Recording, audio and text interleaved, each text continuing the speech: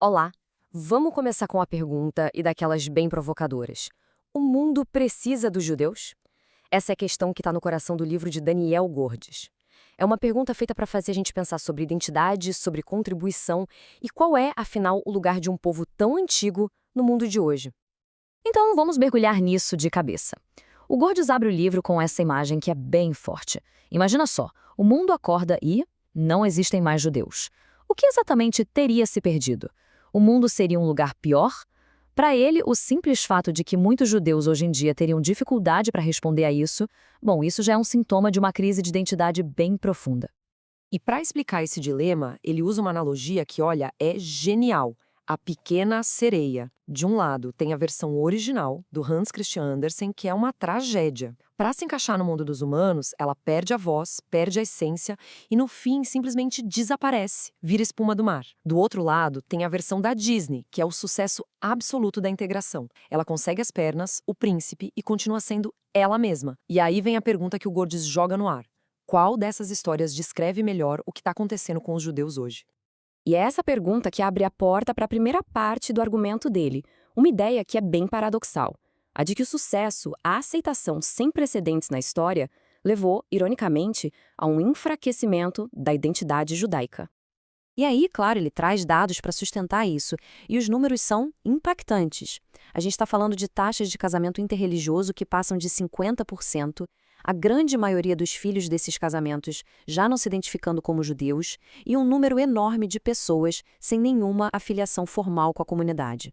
Para o Gordes, isso é a prova de que a aceitação na sociedade, por mais positiva que seja, veio com um preço: a diluição da identidade. Olhem só este exemplo concreto que ele usa. A Universidade Brandeis, que foi fundada como uma instituição de raízes judaicas, chegou ao ponto de remover a palavra hebraica emet, que significa verdade, do seu selo oficial. Para o Gordes, esse ato é um símbolo perfeito de um desconforto com a própria particularidade, sabe? Um desejo de se misturar tanto a ponto de apagar aquilo que te faz diferente. Ok, agora a gente entra numa parte que é talvez a mais espinhosa do argumento. Como é que se concilia a ideia de ser distinto, diferente, com os valores modernos de igualdade? Pois é, o Gordes encara de frente o tal do conceito de povo escolhido e propõe uma virada de chave total na forma de entender isso. E ele já começa com uma informação surpreendente. Aquela famosa frase, o povo escolhido, tão repetida e associada ao judaísmo, então ela simplesmente não aparece na Torá com essas palavras exatas. Isso por si só já faz a gente parar e questionar tudo que achava que sabia sobre esse conceito. Então, o primeiro passo dele é derrubar as interpretações mais comuns e, segundo ele, equivocadas. A ideia de escolha não tem nada a ver com ser moralmente superior, nem intelectualmente superior, e muito menos com ser o favorito de Deus. Para ele, são justamente esses mal-entendidos que causaram problemão, gerando desconforto tanto dentro quanto fora da comunidade judaica. Em vez disso tudo, o Gordes redefine a escolha como uma vocação, uma missão. Pensa assim, não é sobre ser melhor, é sobre ter um trabalho específico a fazer, é ter a responsabilidade de contribuir com uma perspectiva única para a grande conversa da humanidade, para o benefício de todo mundo. É uma troca radical. Sai a ideia de status, entra a ideia de propósito.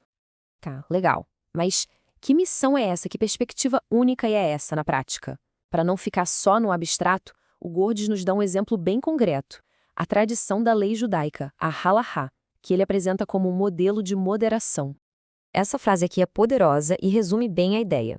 O argumento do Gordes é que a tradição judaica é, por natureza, muito cética em relação às certezas absolutas. Ela entende que ter certeza de tudo pode levar à arrogância e à opressão. E por isso, ela valoriza a ambiguidade, o debate, a multiplicidade de vozes. O exemplo clássico disso é o debate famoso entre as escolas de dois grandes sábios, Hillel e Shammai. No final das contas, a lei geralmente segue as opiniões de Hillel, que eram consideradas mais brandas. Mas, e aqui está o pulo do gato, o Talmud faz questão de registrar com todo detalhe também as opiniões de Shammai. Por quê? Para ensinar uma lição fundamental. A tradição diz que ambas são as palavras do Deus vivo. Olha que afirmação radical sobre o valor de uma discordância respeitosa. E esse princípio aparece de formas muito visuais. A mezuzá, aquele pequeno objeto que fica nos batentes das portas, é tradicionalmente colocada na diagonal. Por que será? É literalmente um compromisso visual. Um grande sábio, Rashi, dizia que ela devia ser vertical. Outro, seu neto, Abenutam, dizia que devia ser horizontal. A solução? Uma diagonal. Cada vez que se passa pela porta, é um lembrete físico do valor do compromisso. Saindo da lei e expandindo para a cultura em geral, o Gordice propõe que o papel do judaísmo é ser uma voz crítica, uma espécie de contraponto que está sempre ali desafiando as certezas da sociedade. Essa tabela ilustra bem a ideia. De um lado, um valor muito forte da cultura ocidental, como o individualismo radical. Do outro, a tradição judaica sempre perguntando, tá, mas é a nossa obrigação com a comunidade? Onde há liberdade de expressão absoluta, o judaísmo questiona o impacto social das palavras. O ponto do Gorgias não é que um lado está certo e o outro errado. A função, ele argumenta, é garantir que essas perguntas difíceis continuem sendo feitas. E assim, a gente começa a juntar todas as peças do quebra-cabeça para finalmente voltar à nossa pergunta lá do início e tentar formular uma resposta. Para amarrar tudo isso, o Gorgias cita uma canção folk que virou um hino moderno de Hanukkah. A letra é muito simples, mas captura a essência da resposta dele. A necessidade de preservar essa tradição, não por nostalgia, mas porque ela ainda carrega uma luz, uma perspectiva que é necessária. É um apelo bem emocional pela continuidade, pela resistência. Então, afinal de contas, o mundo precisa dos judeus? Segundo Daniel Gorgias, a resposta é um sonoro sim.